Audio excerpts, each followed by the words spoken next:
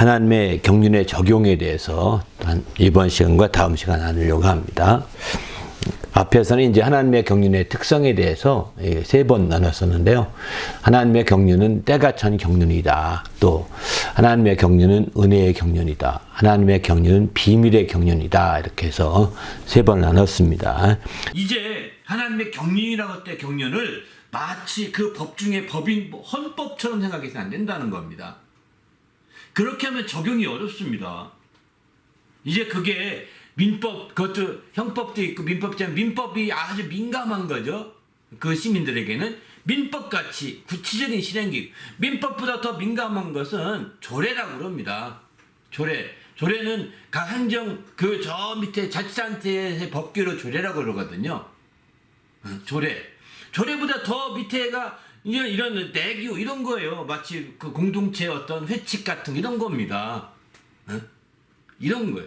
마치 하나님의 경륜은 그렇게 적용시켜서 헌법도 아니고 어떤 법이라고 하는 그 헌법이나 민법 같은 수준의 법도 아니고 또 지방자치단체에서 운영하는 어떤 조례 같은 수준도 아니고 그 밑에 이제 내규나 그 밑에 회칙이나 사실 그 아래 수준 같은 단어를 쓰고 있습니다.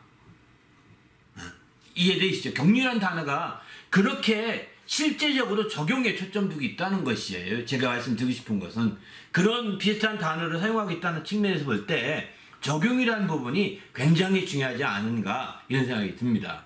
그렇지 않고 그냥 이제 마치 헌법기관처럼 막 해석하고 이렇게 볼 수도 있고 저렇게 볼 수도 있고 저렇게 볼 수도 있고 그래서 막 이런 식으로 해석되면 오해가 되는 거죠.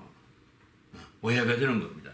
그러니까 법 위에 법을 만들고 또 법 위에 법을 만들고 이렇게 누가 이단들이 그렇게 만들어 가는 겁니다.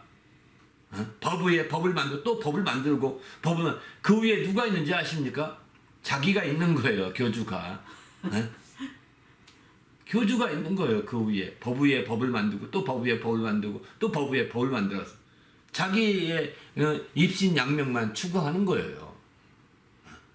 이게 사단 이단들이고 사단이 그렇게 끼워서 그렇게 하도록 유도하는 겁니다. 그러기에 우리는 주님 앞에서 정신을 바짝 차려서 법 위에 또 법을 만들고 법 위에 또 법을 만드는 사람들은 주의하셔야 됩니다.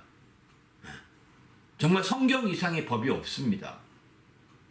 그리고 그 성경 이상의 법이 없고 성경 안에 있는 그 말씀이 우리의 최고의 법이고 그리고 그 안에서 이제 우리는 이제 점점 저 세칙으로 더 내규로 회칙으로 더 공동체의 어떤 몇 가지 규칙으로 나가는 거예요. 그게 다 그렇게 해서 그걸 구체적으로 실행하고자 하는 마침내 계획이 뭐냐? 그게 바로 하나님의 경륜이다. 이렇게 볼 수가 있는 거죠. 구체적으로 실행할 수고자 하는 규칙이 있으면 뭐 하겠습니까? 규칙만 정하면 성이 없잖아요. 규칙에 따라서 마지막 최후는 이 규칙을 따라 어떻게 살지 우리는 올해 규칙을 따라 어떻게 실행할까 계획이 나오잖아요. 그런 계획과 같은 것을 우리는 이제 하나님의 경륜이다 이렇게 표현하게 되는 거죠. 그래서 이 경륜은 성경에 오늘 에베소 1장 3장 2절을 보면은 너희를 위하여 내게 주신 하나님의 은혜의 경륜이다 이렇게 표현하거든요. 이 경륜이 내게 주신 경륜이라고 표현합니다. 너희를 위하여 내게 주신 경륜이라는 겁니다. 그러니까 하나님의 경륜이 나와 내게 주셨다고 했으니 여기 내라는 것은 여기 사도 바울이 나죠. 사도 바울에게 주셨다는 뜻이기도 하죠. 이거는 이 편지의 나의 주체는 사도 바울이었거든요. 사도 바울에게 준 경륜이지만 이 에베소를 읽을 때는 우리는 바로 사도 바울에게 준 경륜이 아니라 읽고 있는 그 객체 내게 준 경륜이라고 보셔야 되는 거예요. 모든 성도에게 준 경륜이 있는 것입니다. 경륜이 고상해서 아무나에게 주지 않고 역시 사도 바울은 대단하다. 하나님의 경륜을 주신 거 본다면 이렇게 이해해서는 안 되는 겁니다. 어떤 사람들이 아주 자기가 대단한 척하고 저는 경륜을 따라서 온 것입니다. 저는 제게 준 경륜이 있어서 그 경륜을 따라 여러분 앞에 섰습니다. 거창한 말 하지만 당신만 그런 게 아니요. 속으로 이렇게 말하셔야 됩니다. 나에게도 경륜이 있습니다. 내게도 경륜을 주셔서 오늘 이 자리에 참석하게 된 겁니다. 라고 이렇게 말하셔야 되는 거죠. 그렇게 거만을 떠는 사람에게 질문했습니다. 경륜은 당신에게만 주는 것입니까? 하고 한마디 질문하시면 꼼짝 못하실지도 몰라요. 그러니까 우리가 정신을 바짝 차리고 나도 경륜을 따라 지금 섰다. 나도 경륜을 따라 지금 이 자리에 와 있다. 나도 경륜을 따라 이 자리에서 지금 하나님 말씀 앞에 서 있다라고 우리가 생각을 하고 이 말씀을 깊이 되새기지 않으면 그런 정말 엉뚱하게 그런 사람들에게 완전히 뭐라고 할까요? 농락당합니다. 나중에는. 그리고 그들 말에 현혹돼 가지고 결국은 넘어가게 되는 거죠. 아, 내가 대단한 분 만났구나. 야, 대단하지 않습니다. 어쩌면 저 지옥 음부로 갈지도 모릅니다. 서울로 떨어질지도 모릅니다. 그런 자들 만난 것 가지고 대단하다고 한다면 정말 이제 아주 당신은 큰일 났습니다. 오히려 당신이 경륜을 따라 움직이는 당신이 더 대단하다고 보셔야 돼요. 그렇게 각각이 하나님의 경륜을 따라 내게 경륜이 주어졌다. 이걸 생각을 하셔야 되는 거예요. 그런데 그거는 내게 주었는데 앞에 아까 그 말하는 사람 내게 경륜을 주셨다. 나는 경륜을 따라왔습니다. 이렇게 하면 안 됩니다. 이렇게 거만하게 조금도 경륜을 가진 사람들이 느끼는 사람이랑 겸언해서 안 되는 거예요. 근데 그 내게 경륜을 주신 누구를 위해서 준 거라고요? 너희를 위하여 내게 주셨다. 이렇게 말하잖아요. 내가 경륜을 느꼈다면 나 혼자 우월감을 가지라고 경륜 준 게 아니라는 겁니다. 우월감을 가지라는 것이 아니라 이 경륜을 너희를 위해서 준 거다. 너희를 위해 사용하고자 준 거기 때문에 지금 나를 하나님이 쓰려고 하는 거예요. 쓰려고 경륜을 주신 거예요. 너희를 위해서 나를 쓰려고. 주체가 주인공이 어디냐면 너희가 주인공이고 경륜을 받은 나는 그저 쓰임받는 존재예요. 경륜을 따라 쓰임받는 겁니다. 이해되시죠? 이 관계가 중요한 것 같아요. 너희를 위하여 내게 주신 경륜이다. 이렇게 표현하지 않습니까? 그러기에 우리는 주님 앞에서 이 말씀을 아주 진지하게 잘 생각해 볼 필요가 있는 거죠.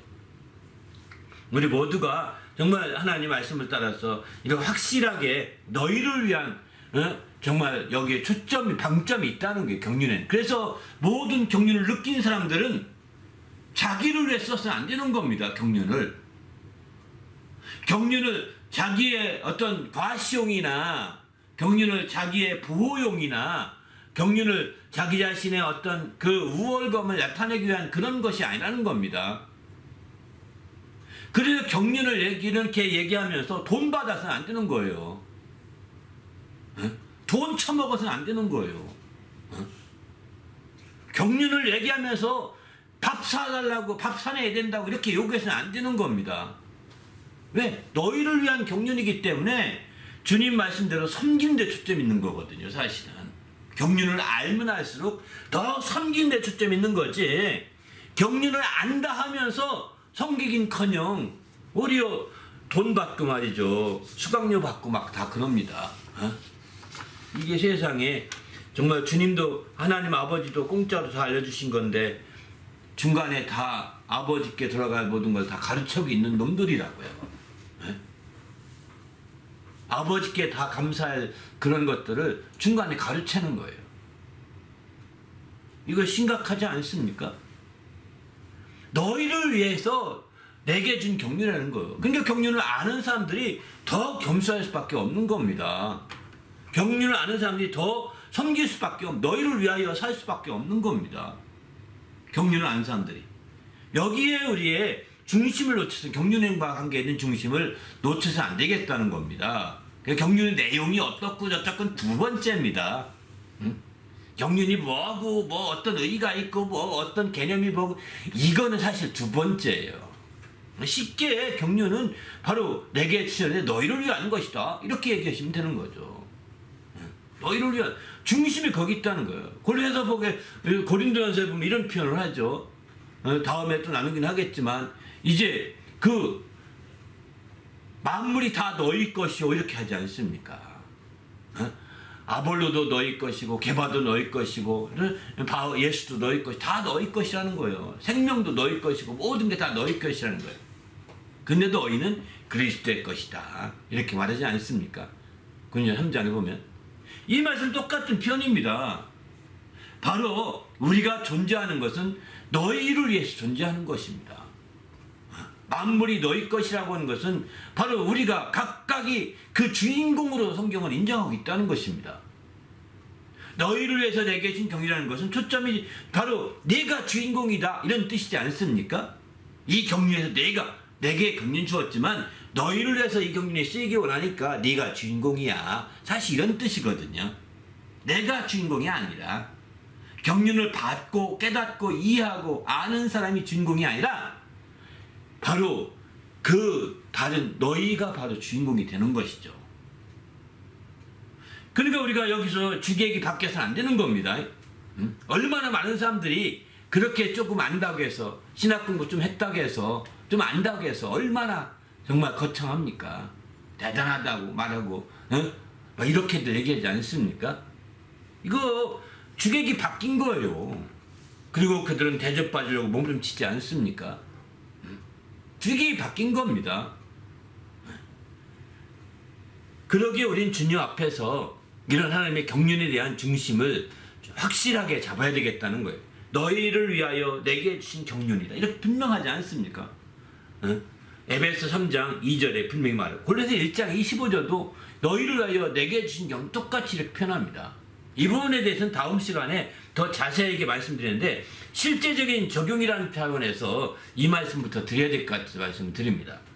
아무튼 우리 주님 안에서 철저히 이 적용이라는 부분에서 우리가 그냥 막연하게 헌법적으로 또 더 높은 고차원의 법으로 생각하지 마시고 정말 가정에서 실행되는 작은 규칙같이 작은 규칙같이 저희 가정에서 저는 꼭 이런 얘기를 합니다. 요즘에 아이폰 시대니까 요즘에 뭐 셀폰 시대니까 이런 말 합니다. 작은 공간에서는 셀폰을 보지 말라. 제가 그리고 또 한 가지 먼저 말씀드렸던 것은 마지막은 먹지 말라 이 얘기 꼭 하거든요. 마지막 선은 넘지 말아라. 마지막은 먹지 말라. 마지막은 이게 처음도 중요하지만 마지막은 하나님 것이다.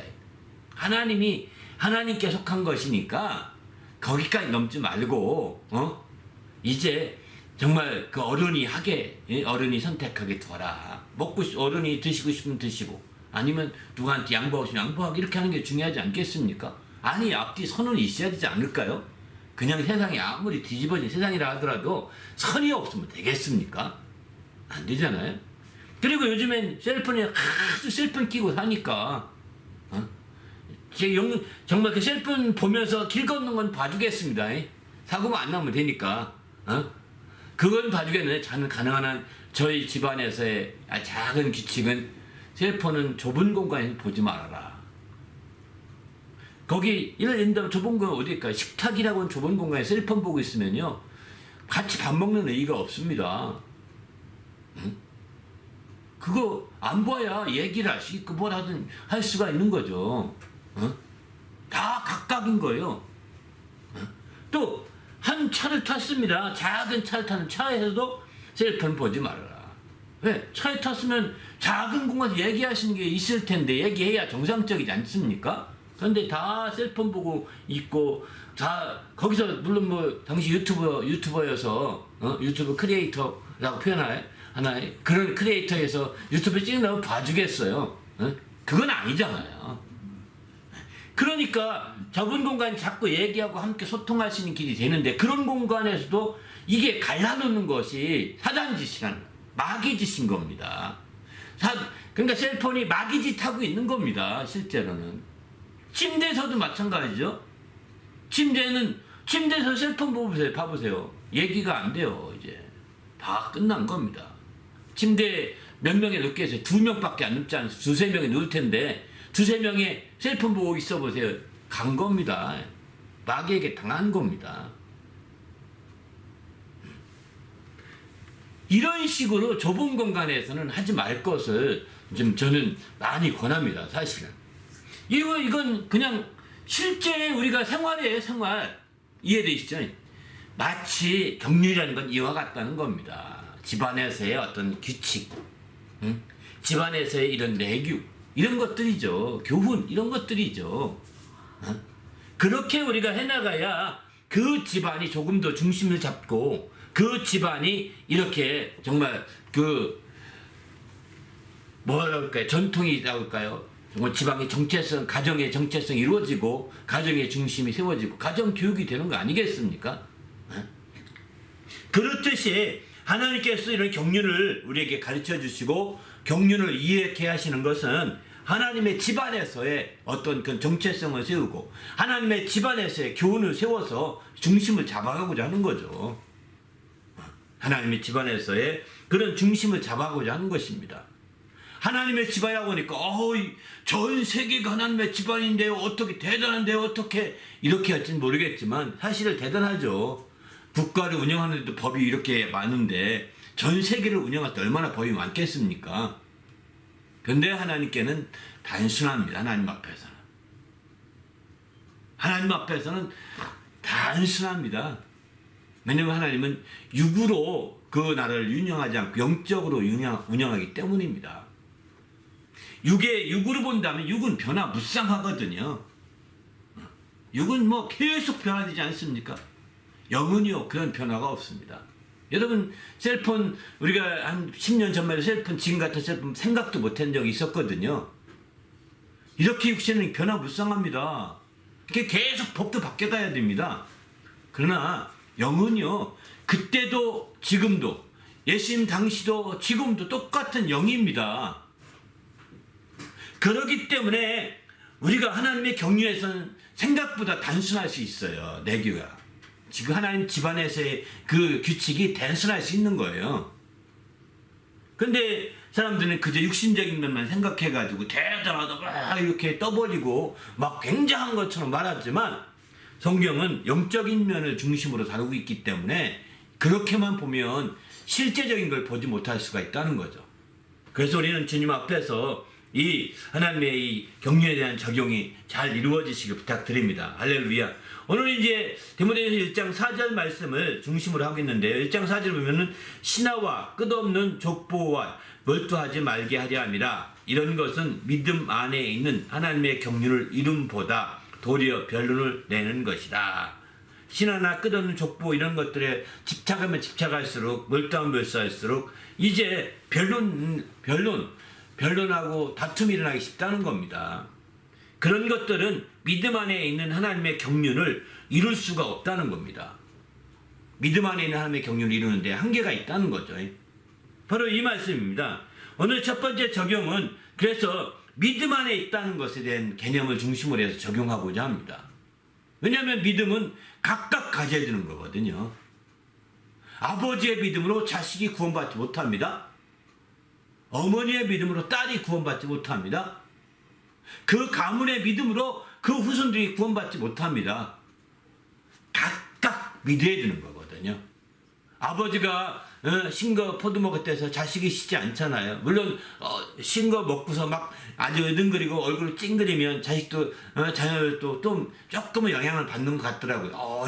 그냥 보기만 해도 쉬어 보이는데요 막 이런다고요. 그날 쉰 것처럼 보일 뿐이지 쉬지는 않습니다. 영혼이 다르다는 것입니다. 각각 믿음을 가져야 되는 거예요. 하나님 안에서 경륜을 이루려면 믿음이 필요한데 이 믿음은 각자에게 다른 믿음이거든요. 그래서 이 부분은 이제 디모데전서 1장 4절 말씀을 적용하고자 하는 것이고 여기 믿음 안에 있는 하나님의 경륜이라고 썼죠. 분명히 경륜이라고 쓰지 않았습니까? 이 경륜이라는 단어가 바로 성경에 보게 되면 이제 영어 성경으로 보면 다 경륜이라는 단어 안 썼습니다. 거기도 옆에 이제 써놨지만 godly edifying 이렇게 있거든요. 그러니까 경건한 어떤 그 훈련 같은 이런 개념이에요. 경건한 훈련 이런 개념입니다. 뒤에 보게 되면 쭉 영어 성경에 나온 거예요. 킹제임스만이 이렇게 이제 킹제임스를 번역한 바탕으로 쭉 번역한 것이 개역 개정판이거든요. 그걸 근거로 했는데 킹제임스 성경도 심지어는 이렇게 표현합니다. 영어 성경으로 보면 이제 이렇게 godly edifying 이렇게 표현을 씁니다. 믿음 안에서. 그러니까 이런 것은 믿음 안에 덕을 세우는 그 길이요, 훈련이요, 이런 어떤 방식이라는 거예요. 믿음 안에 덕을 세우기는 훈련이요, 방식으로 이해되는 거거든요. 하나님의 격려는. 그러니까 가정에서 규칙이 이루어지고 가정에서 규칙이 세워지면 가정 안에서 덕을 세우는 길을 세우는 거잖아요. 가정을 훈련시키는 길을 세우는 거잖아요. 이런 개념에 불과하다는 거죠. 또 킹제임스뿐만 아니라 NIV에서 어떻게 표현하냐? 하나님의 이 작업 이렇게 God work 이런 단어 씁니다. 네? 그러니까 하나님의 일, 작업 이렇게 훈련 정말 이렇게 이런 개념을 씁니다. 하나님께서 어떤 일하실 때의 어떤 세칙, 규칙 이런 것들 같이 이렇게 씁니다. 네. 그러니까 여기 표현들을 보면 몇 가지 거기 적어놓긴 했지만 NIV나 NRSV 그 영어 개혁성경 새로운 개혁성경에서도 이제 여기서 신성한 훈련 이런 표현 씁니다. 더 디바인 트레이닝 이런 표현을 씁니다. 그러니까 하나님의 경륜을 이런 식으로 영어 성경에서 번역된 걸 보면서 아 우리말의 경륜이지만 다른 성경 에베소나 경륜은 이런 번역이 아니죠. 경륜이라는 단어로 그냥 썼는데 여기서는 이제 이렇게 쓰는 걸 보면서 이거 우리말 성경에서는 경륜이지만 영어 성경으로 본다면 경륜이라는 단어보다는 이제 이런 식으로 다양하게 이제 표현 쓰고 있구나. 이런 특별히 뭐 이렇게 어떤 그 ESV라는 성경이 있는데 이 성경을 보면 이제 하나님의 청지기 의식 이런 개념으로 쓰고 있습니다. 이런 다양한 이런 개념들을 붙여볼 때 우리가 이제 성경 영어 성경 몇 군데만 이렇게 짚어봤지만 우리말 성경에도 이제 이런 성경에 조금씩 차이가 있으시는데 우리가 흔히들 보는 성경은 이제 중심으로만 하다 보니까 제가 이렇게 설명을 드릴 필요가 있을 것 같아서 굳이 영어 성경을 가져와서 설명을 좀 일부분 드리는 겁니다. 그러기에 우리는 주님 안에서 우리가 경륜이라고 할 때 이 경륜이 적용될 때는 훈련이 되기도 하고요. 경륜이 적용이 되어서 이제 훈련이 되기도 하고 또 그것이 이제 덕을 세우는 길이 되기도 하고 그것이 어떤 청지기 의식을 강화시켜서 또 바르게 생활할 수 있는 그런 다양한 그런 것들이 되는 것이죠, 실제로. 이렇게 구체적인 적용이 이루어질 때 바로 우리가 하나님의 경륜을 따라 바르게 살고 있다고 볼 수가 있는 거죠. 그게 그저 그런 것들과 우리가 예를 들면 덕을 세우는 길, 또 청지기로서 사는 길, 또 주님을 거룩하게 훈련하는 길, 뭐 이런 모든 것들을 경륜과 구별시키고 떨어뜨려 놓으니까 경륜은 대단한 것처럼 보인다는 겁니다. 경륜이 우리에게 적용될 때는 그렇게 적용된다고 보시면 됩니다. 할렐루야. 이해되시죠? 그렇게 디모데전서 1장 4절에 말씀한 하나님의 경륜을 바로 다른 성경, 영어 성경을 비춰보면 다양하게 이런 해석된 거 본다면 아, 경륜이 이렇게 적용되는 거구나. 이런 다양성 있게 적용되는 거구나. 이렇게 우리는 경륜이라는 생각을 전혀 못하면서 훈련받았고 경륜이라는 걸 전혀 생각 못하면서 청지기처럼 살았고 경륜이라는 걸 전혀 생각 못하면서 에디파닝, 덕을 세우려고 살았는데 이게 모두가 다 바로 그거구나. 이게 다 경륜에 속한 거였구나. 경륜을 따라 사는 것이었구나. 이렇게 이해할 필요가 있는 거죠. 우리가 그래서 다른 성경 번역본들을 우리가 보거나 다른 어떤 그 언어 성경을 본다는 것은 이런 좋은 장점이 있습니다. 다 그냥 이렇게 그게 어떤 건 틀렸고 어떤 건 옳고 이렇게 틀리고 옳고 또 맞고 틀리고 이런 개념을 보지 말고 아 그렇게 한 데는 또 의도가 있을 것이 또 다른 뜻이 있을 것 의의가 있을 것이다 생각하면서 종합해 보면은요 우리가 어떻게 살아야 되고 어떻게 적용해야 되고 어떻게 구체화해야 되는지를 우리가 알 수 있는 좋은 계기가 된다는 거죠. 저는 이 경륜에 대해서 에베소 1장 4절의 말씀 영어 성경을 쭉 몇 군데 찾아보면서 아 이게 함께 적용되면 이런 거구나라는 것을 이렇게 느끼겠더라고요. 이제 저나 여러분이나 하나님의 경륜이라는 단어를 모르고 살았을 것입니다. 그전에는. 왜 에베소만 나오니까 대부분이. 에베소를 깊이 공부 못하는 사람들은 이런 경륜이라는 단어를 전혀 모르고 수십 년 살았을지 모릅니다. 그렇지만 당신도 경륜을 이루면서 살았던 것이 분명합니다. 왜? 당신도 덕을 세우려고 몸부림치지 않았습니까? 당신도 훈련하려고 주의 말씀대로 신성한 디바이닝 트레이닝 이렇게 표현하는데 이렇게 거룩한 훈련하려고 몸부림치지 않았습니까? 또 당신도 정말 주의 일을 하려고 하나님의 그 God's work이라고 표현했죠. 하나님의 일을 하려고 애쓰지 않았습니까? 또 하나님이라는 청지기처럼 살려고 애쓰지 않았습니까? 이게 다 경륜을 따라 산 거더라고요. 경륜을 적용시킨 거더라고요. 할렐루야. 몰랐을 뿐인 겁니다. 그리고 안다고 신학적으로 알고 또 헬라나 히브리 말 좀 아는 사람들이 그거 가지고 거창하게 내세우면서 막 설명할때요. 우리가 폭 빠져서 듣죠. 대단한 것 같죠. 대단하지 않습니다. 이미 당신은 몰라도 그 경륜을 따라 산 것입니다. 할렐루야. 그걸 잘 몰랐어도 경륜을 따라 살고 있었다는 자부심과 긍지를 가질 필요가 있는 거예요. 이 디모데전서 1장 4절 말씀을 비춰보면 충분히 그렇게 해도 틀리지 않았습니다. 그리고 그렇게 거만 뜬 사들에게 얘기해 주세요. 나도 이미, 당신은 이제 알았습니까? 나는 이미 헬라어를 몰라도, 나는 영어는 깊이 몰라도 이미 그렇게 살고 있습니다 하면서 당당하게 말할 수 있기를 바랍니다. 할렐루야. 네? 그런 자부심과 긍지가 우리 성도들에게, 우리 모두에게 필요한 거예요. 어느 때보다 필요한 것 같습니다. 왜냐하면 조금 안다는 사람들이 다 나서서 뭐 별짓 다 하거든요. 그것 가지고서 우리는 현혹될 필요가 없지 않겠습니까? 우리가 믿음 안에서 이제 더 깨워서 주님의 말씀을 따라 살 수 있길 예수님의 이름으로 축원합니다. 할렐루야. 이제 AI 시대가 됐다고 그러잖아요. 단점도 많지만 장점이 뭐냐면, 장점 중에 한 가지가 함부로 거만스럽게 말할 수 없는 사회가 됐다는 측면에서 감사해요. 함부로 조금 안다고 거만 떨 수 없는 사회가 됐다는 게 감사해요. 왜냐면 월등히 나보다 월등히 아는 AI가 있는데, 그렇지 않습니까? 그 앞에서 지금 거만 떨다가 AI가 너는 틀렸어. 내가 이렇게 생각해. 너는 어떻게 생각해? 너 그거 틀렸어. 누가 이렇게 말하면 약호 죽을 거리요. 여러분 AI를 생각하면서 하나님을 생각하셔야 됩니다. AI도 거짓말 칩니다. 지난번에 누가 거짓말 쳐가지고 아주 뭐 많이 막 신문에 나고 막 그랬던데, 하나님만이 거짓말 치지 않는 참된 AI입니다. 할렐루야. 이렇게 표현하면 틀린 건가요? 완전한 AI, 하나님만. 세상 표현을 비른다면 그렇습니다. 그러니까 하나님의 앞에서 우리는 정신을 바짝 차려야 되는 거예요. 조금 안다고 거만 떠는 거 얼마나 어리석은가 이런 거죠. 하나님은 지금 AI라는 몽둥이를 쓰고 있는지도 몰라요. 네가 조금 안다고 까불지 마. 너 이거 봐라 하면서 몽둥이 쓰고 있다니까요. 그래서 우리는 주님 앞에서 어느 때보다도 하나님 말씀 앞에 깨어 있어야 되고, 이제 자기가 아는 한만 전하는 겁니다.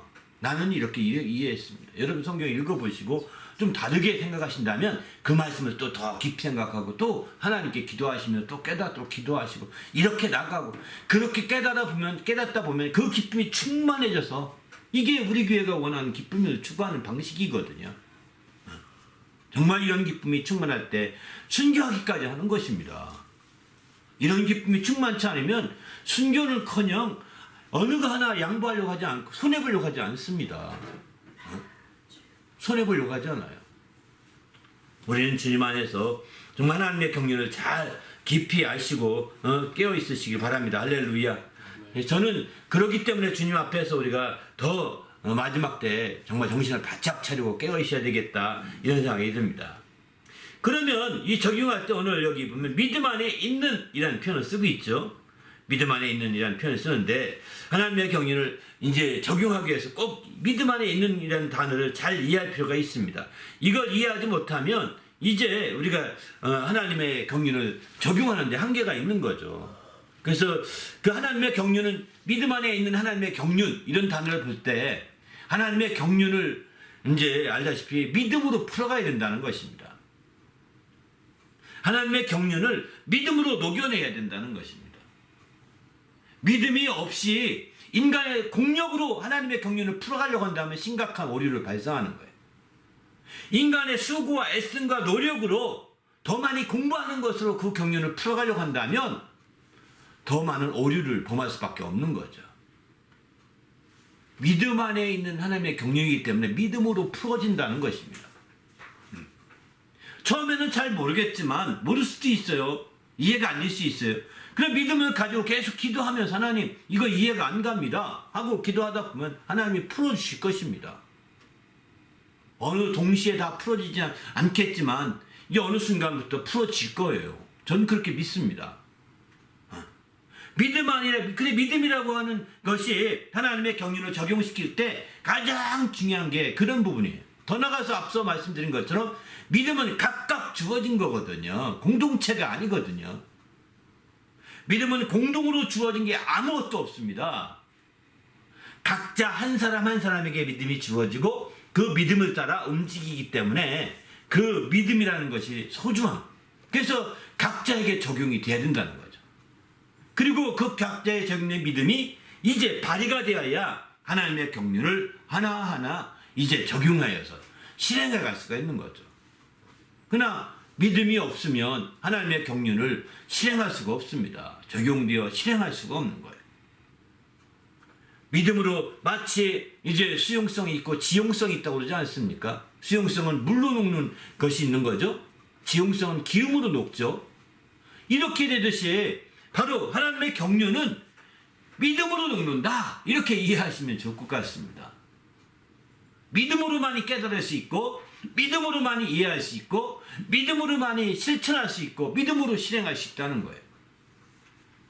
하나님의 경륜은 믿음과 상관없이 인간의 노력과 수고와 애씀으로 실현되는 것이 아니라는 것입니다. 인간의 애씀과 노력과 수고는 하나님 앞에 의롭다함을 얻을 수 없기 때문입니다. 바로 하나님의 경륜은 의의 경륜인데 의가 있어야 되는 거예요. 근데 인간으로서는 믿음으로만이 유일하게 의를 얻을 수 있는 것입니다. 믿음으로만이. 좀 굉장히 논리적인 게 복잡해 보이죠? 응? 그러니까 믿음으로만이 의를 얻을 수 있어서 의롭다함을 받기 때문에 그 믿음으로만이 풀어질 수 있다는 거예요. 믿음으로만이 실행할 수 있다는 거예요. 믿음으로 하지 않는 사람들은 인간의 노력, 인간의 의를 내세워서 하는 거거든요. 그러나 인간의 공력과 의로서는 이 하나님의 경륜을 풀어내거나 하나님의 경륜을 실현하거나 할 수가 없는 거예요. 그래서 믿음 안에 있는 하나님의 경륜이다. 이렇게 표현을 쓰고 있는 거죠, 사실. 사실 디모데전서 1장에 보면 4절에 보면 그 앞뒤 말씀 다 빼면 짧은 그 내용만 가지고 하는 거예요. 믿음 안에 있는 하나님의 경륜, 요것만 하는 거예요. 믿음 안에 있는 하나님의 경륜 이름, 요 부분만 지금 설명하고 있는 거거든요. 그 앞뒤 내용을 지금 설교하려고 한다면 그 주석식으로 설교한다면 아마 복잡할 거예요. 지금 이 시간에는 믿음 안에 있는 하나님의 경륜을 이룸, 요 부분에 초점 두고 있는 것이죠. 우리 모두도 주님 안에서 이렇게 믿음으로 풀어지는 하나님의 경륜을 깊이 이해하시고 여러분이 하나님의 경륜을 잘 모른다고 생각한다면 또 그 경륜을 제대로 적용시키지 못하고 실행하지 못한다고 한다면 가장 부족한 게 제가 볼 때는 믿음이지 않을까 이런 생각이 듭니다. 경륜이 뭔지 잘 모르겠다. 뭐예요? 경륜이 복잡한 것 같아요. 처음 듣는 용어인데 굉장히 복잡한 것 같아요. 굉장히 고차원인 것 같아요. 당신이 그런 식으로 생각한다면 맞습니다. 고차원은 고차원이죠. 그런데 믿음으로 보지 않고 인간의 어떤 철학적이나 인간의 어떤 사상적이나 인간의 생각으로 보고 있는 거예요. 이것으로는요, 그걸 이해하지 못합니다. 풀어갈 수 없습니다. 실행할 수 없습니다. 오직 믿음 안에 있는 경륜이기 때문입니다. 믿음으로 풀어가고 믿음으로 실행하고 믿음으로 돼야 되는 거죠. 왜냐하면 그 경륜이 의의 경륜인지라 의로서 의롭다함을 얻은 자들을 통해서 이루어지기 때문입니다. 우리 모두도 주님 안에서 이렇게 믿음으로 정말 이렇게 하나님의 경륜을 깊이 알고 또 이루어가는 성도가 되시기를 예수님의 이름으로 축원합니다. 할렐루야. 그러면 믿음 안에 있다는 것은 무슨 의미가 있느냐? 믿음 안에 있다는 것은 바로 성경에 보면 믿음 안에 있다는 것은 이렇게 여러 가지로 얘기합니다. 바로 믿음 안에 있다 할 때 이 표현은 in이라는 전체를 쓰거든요. 영어 성경에서는 아주 쉽게 믿음 안에라고 하니까 in이라는 전체가 맞는 것 같죠. 그런데 앞서서 영어 성경 몇 가운데 이렇게 인용했지만 전체는 대부분이 인이란 전체 한 번만 썼어요. 킹제임스에서. 다른 영어 성역본 성경 다른 제가 한 4-5권 이렇게 참조해 봤는데 나머지는요 NIV를 비롯해 다른 많은 성경에서는 by라는 단어를 씁니다. 믿음 안에라는 표현을 할 때 in faith라는 단어를 쓰는데 in faith보다는 by faith라는 단어를 씁니다. 그러니까 양상이 보니까 영어 성경 뭐 두 가지가 보이더라고요. in과 by. 그러니까 우리 말에서는 in에 해당되는 표현을 주로 그대로 직역하다시피 한 것 같습니다. 한글 성경에서는 킹제임스 성경을 바탕으로 하다 보니까 이제 더 그런 것 같습니다. 그래서 in이라고 하는 단어를 써서 믿음 안에 있는 이렇게 표현해요. 그럼 만약에 by를 그냥 직역하면 어떻게 될까요? 믿음으로 말미암아 이런 표현이 되는 거죠.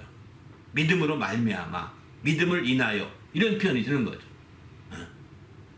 그러니까 믿음으로 말미암아 혹은 믿음 안에 있는 믿음으로 말미암은 하나님의 경륜 이렇게 해석이 돼야 정상적일 수 있는 거예요. NIV를 본다든가 RSV를 본다든가 다른 성경을 본다면 그렇게 해석을 해야 정상적인데 그래서 저는 이 적용하기 위해서 두 가지 의미가 필요한 것 같아서 성경에서 우리말 성경 다 찾아봤습니다. 먼저는 이제 그래서 믿음 안에 있다 할 때 그 의미가 어떤 의미냐 믿음 안에 있다는 것이 얼마나 큰 축복인지를 좀 한번 살펴볼 필요가 있을 것 같습니다. 하나님의 경륜을 우리가 안다면 믿음 안에 있는 하나님의 경륜을 이룬다면 이런 믿음 안에 있는 축복을 이루게 되는 거거든요. 그 첫 번째 보게 되면 이제 디모데전서 1장 2절을 보면 믿음 안에서 참 아들이 되었다 이렇게 표현하죠. 하나님의 경륜 믿음 안에 있는 경륜을 알고 이룬다면 참 아들이 된다는 거예요. 믿음 안에 있는 이거 그대로 실현되는 거죠. 네? 또 이제 로마서 15장 13절 보면 믿음 안에서 충만하게 하심이라고 하십니다. 바로 하나님의 믿음 안에 있는 하나님의 경륜을 이루게 되면 믿음 안에서 충만함을 얻게 되는 것이죠. 당연한 거 아니겠습니까? 믿음 안에 있으니까요. 또 믿음 안에 있는 거 확증하라 이렇게 고린도후서 13장 5절 너희가 확증하고 시험에서 확증하라 그렇지 않으면 버리운 자가 될 수도 있다 이렇게 경고하거든요. 믿음 안에 있는지 확증하시. 그런데 믿음 안에서 하나님의 경륜을 이룬다면 믿음 안에 있는 것을 확증할 수 있는 좋은 기회가 되는 거죠. 아, 내가 그동안 청지기 일을 하고 내가 하나님 일에 힘썼던 것 이게 다 경륜을 이룬 거였구나 이렇게 깨달았다면 아, 믿음의 확증을 가질 수 있는 거예요. 아, 내가 믿음이 없는 줄 알았더니 믿음이 있었구나 확증을 가질 수 있는 거죠. 근데 그런 것들을 하나님의 경륜을 이루는 것이라고 생각지 않았었거든요. 그냥 인간적으로 그냥 열심히 하는 것이구나 이렇게 생각했는데 그런 것들도 또 하나님의 경륜을 이루어가는 과정이었다는 걸 깨닫게 되면 오늘 말씀 통해 깨닫게 되면 아, 나도 역시 믿음을 가지고 했었었네. 내가 그냥 객기 가지고 한 게 아니네. 이렇게 알 수 있는 거 아니겠습니까? 너무 중요한 거죠. 또 갈라디아 2장 10절 보면 믿음 안에서 사는 것이라고 했습니다. 하나님의 그 믿음으로 말미암아 이제 믿음 안에 있는 경륜을 이루게 되면 믿음 안에 살고 있는 거예요. 경륜을 이루는 것과 믿음 안에 사는 것이 별개가 아니더라는 겁니다. 그게 바로 하나님의 그 경륜을 이루어가는 그게 믿음 안에 사는 것이었던 거예요. 이미 살고 있는 거예요. 나는 믿음 안에 살고 있었구나. 내가 그냥 쫌팽이 같아하고 내가 부족함이 많고 내가 어리석은 것 같아도 내가 믿음 안에 살고 있었네. 자부심을 가지셔야 되는 거예요. 내가 죄를 힘쓰고자 하고 청지의식을 가지고 또 이렇게 거룩한 훈련을 받고 이런 식으로 내가 정말 적극적으로 살았다면 경륜을 이루어가는 거거든요. 그게 다 경륜과 밀접 관계된 것들이거든요. 그러면 나는 내가 그 자체가 믿음 안에서 살고 있는 거네. 야, 내가 이걸 모르고 가니까 이게 잘못이었구나. 이걸 깨닫는 거죠. 그러니까 우리 자신이 더 큰 확신을 가질 수 있는 거 아니겠습니까?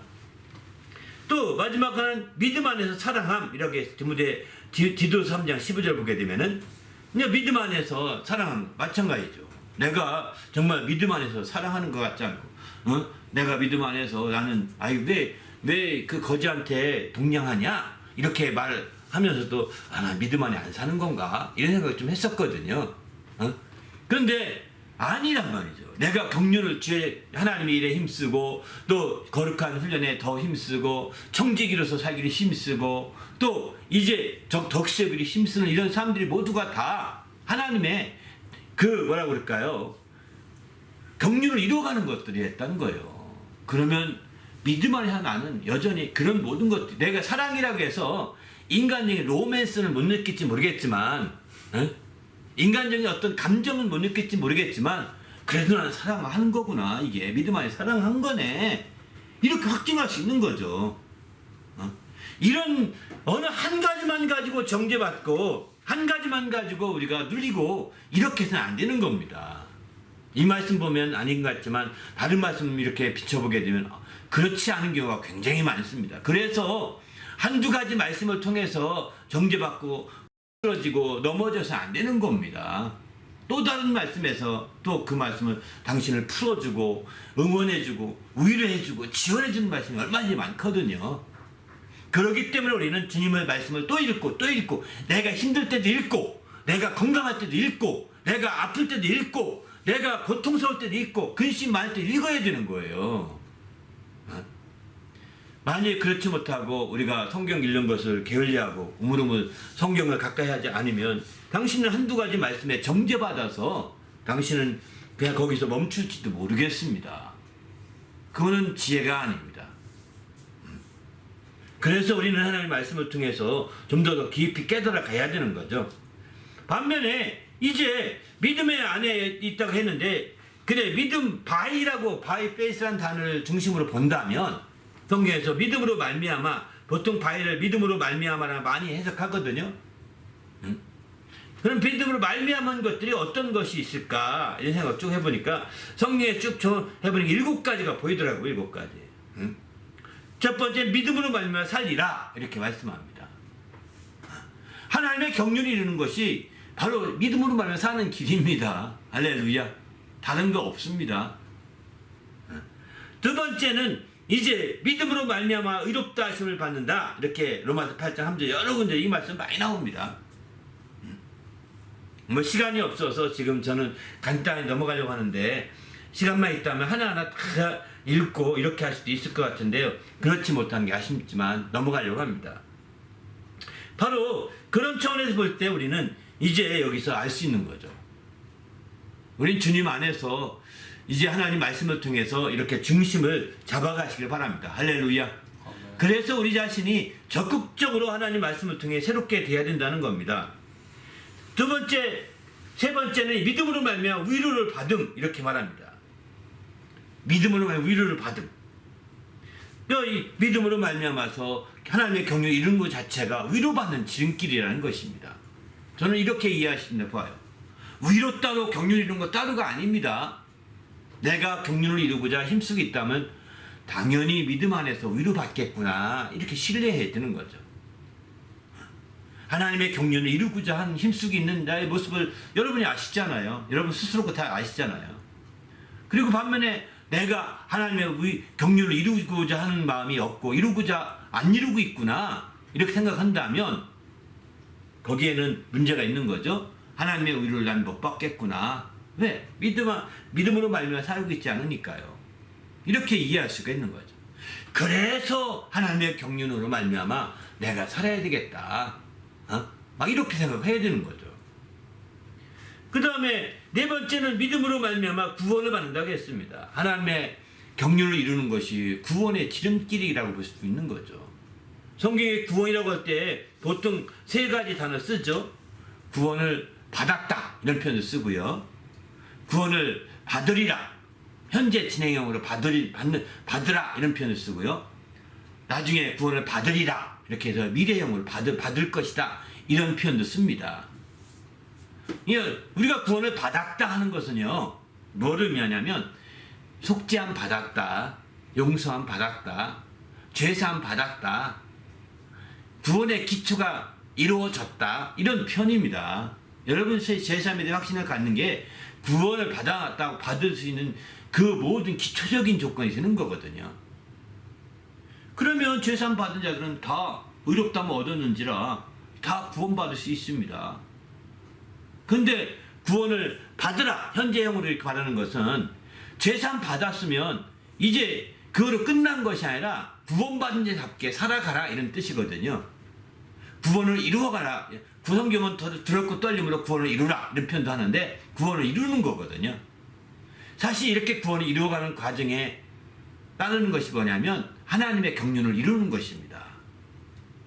나도 모르는 사이에 내가 하나님의 경륜을 이루고 있고 내가 경륜을 따라 살고 있다면 내가 구원을 이루어가고 있구나 이렇게 볼 수가 있는 거죠. 이렇게 구원을 이루어가는 자들에게 마침내 구원을 받으리라 장차 받을 것을 말하죠. 이것은 장차 이제 그의 나라에 들어가서 그 영광에 함께 참여하는 것을 말하게 됩니다. 이거는 구원의 완성 단계라고 볼 수가 있는 거죠. 이것은 하나님의 구원을 그 경륜을 이루어가도 이제 그 다음 이루어간 다음에 이제 그 뒤에 펼쳐질 일들입니다. 미래의 일들이기 때문에. 그래서 그 부분은 계속 경륜을 계속 이뤄가면서 하나하나 진행시켜 가는 거예요. 그러면 마침내 이제 하나님께서 그들을 이제 거룩하게 하시고 영화롭게 하시는 거죠. 영광에 참여하시는 길을 열어주시는 것입니다. 그러면 드디어 구원을 완성이 되어서 정말 그의 나라에 입성하게 되는 거겠죠. 이런 놀라운 역사가 구원을 받으리라 미래적으로 표현하고 있는 내용들입니다.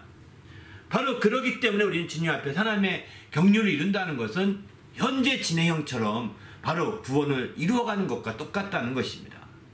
내가 이 구원을 어떻게 이루어가지 이렇게 궁금했는데 하나님의 경륜을 이루어가면 되는 겁니다.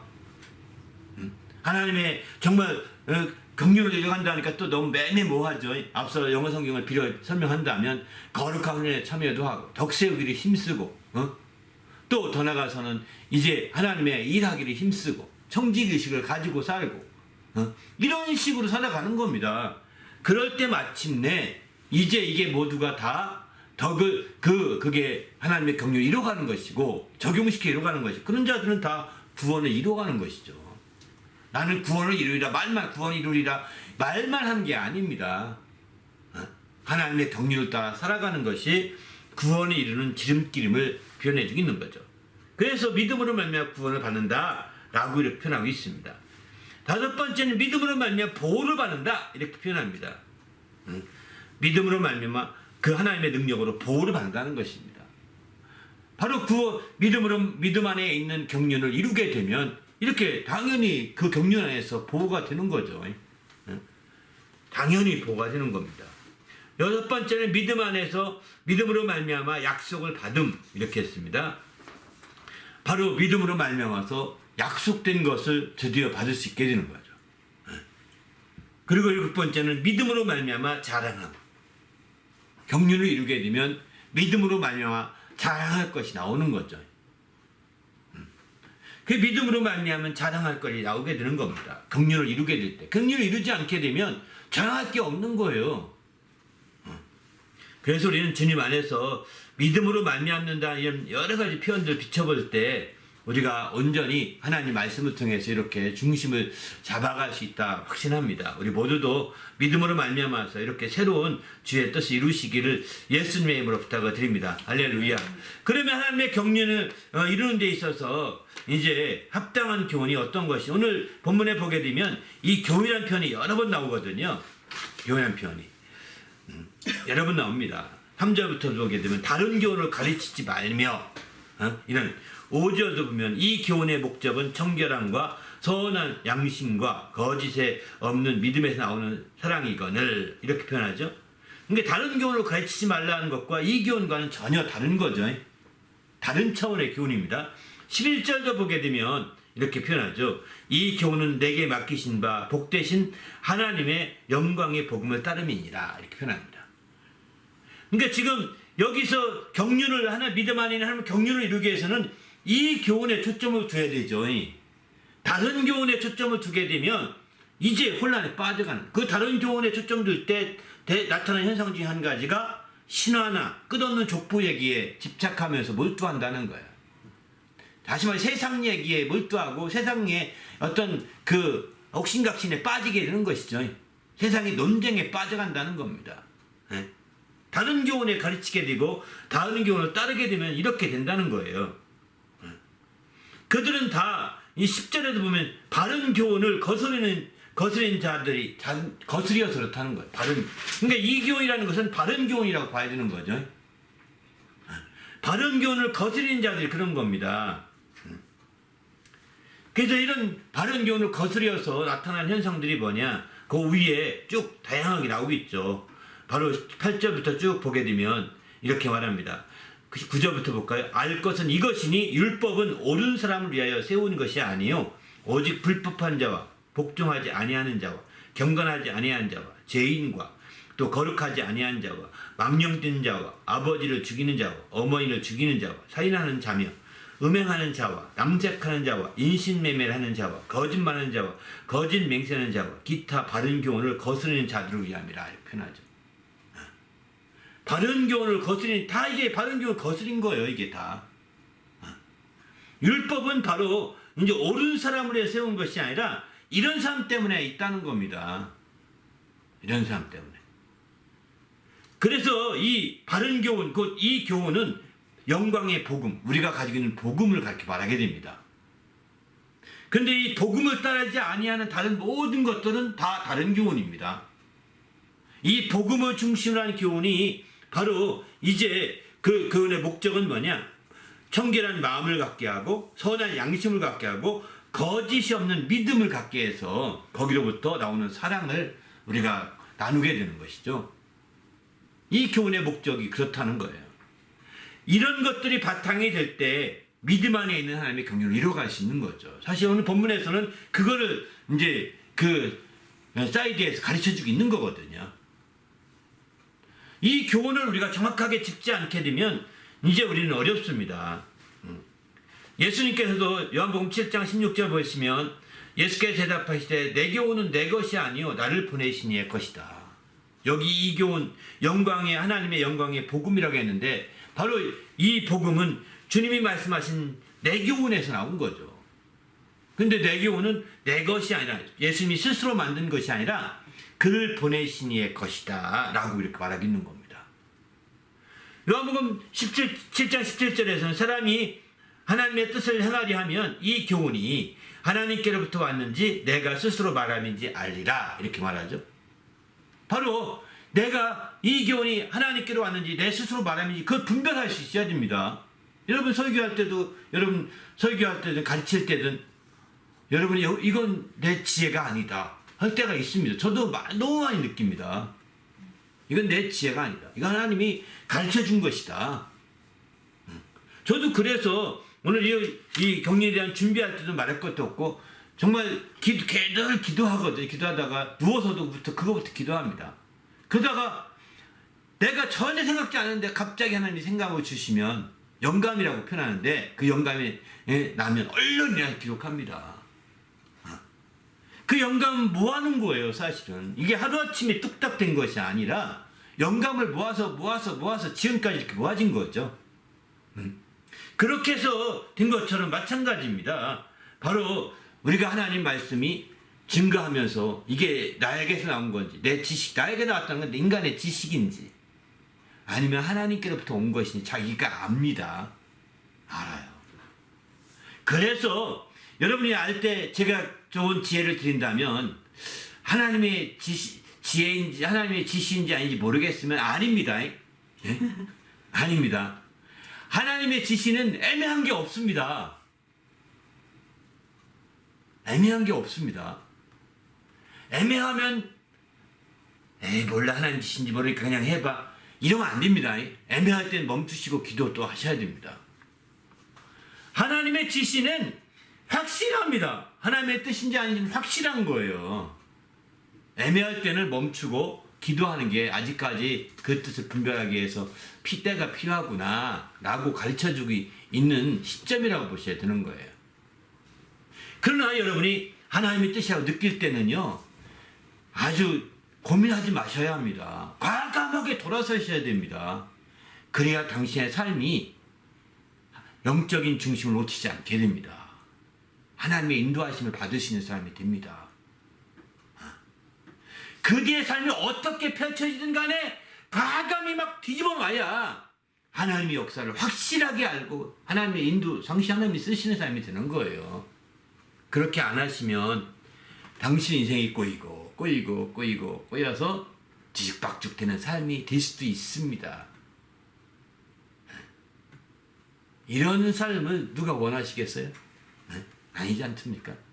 이제 하나님의 경륜을 알고 그 뜻대로 살고자 한다면 정말 이렇게 여러분이 스스로가 분별할 수 있습니다.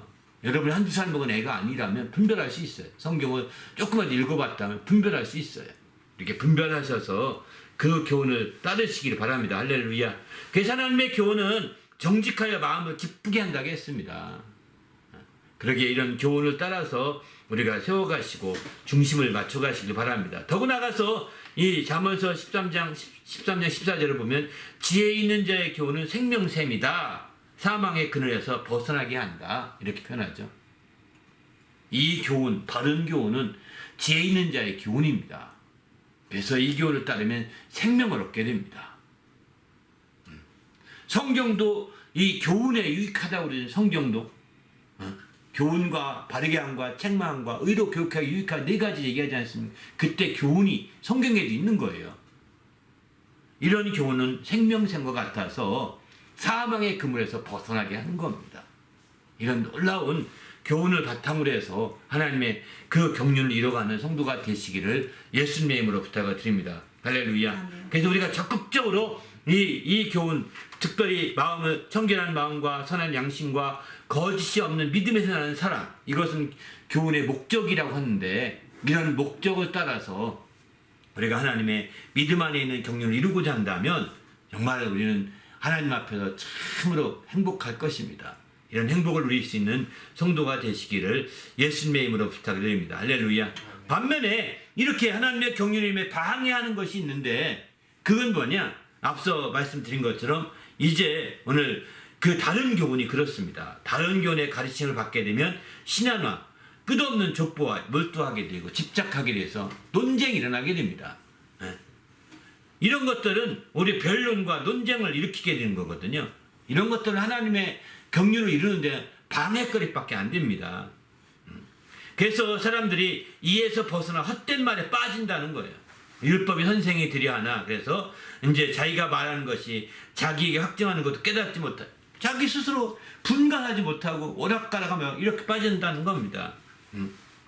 그래서 그렇게 되다 보면 그들은 다 불법자요, 복종하지 않은 자요, 경건하지 않은 자요, 죄인이요, 거룩하지 아니한 자요, 망령된 자요, 이런 자들이 된다는 거예요. 다 이렇게 바른 교훈을 거스리는 자가 되어서 결국은 하나님의 경륜을 이루는데 자기도 모르는 사이에 방해가 되고 있는 거예요. 장애물이 되고 있는 거예요. 여러분은 어떻습니까? 하나님의 경륜을 이루는 귀한 정말 그런 성도이십니까? 아니면 하나님의 경륜을 방해하고 있는 장애물이 되고 있습니까?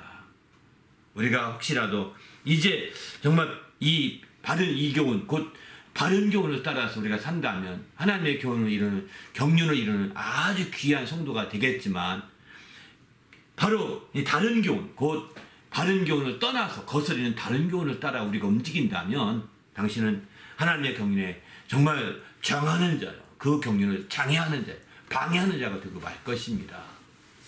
그 결과는 어떻게 될까요?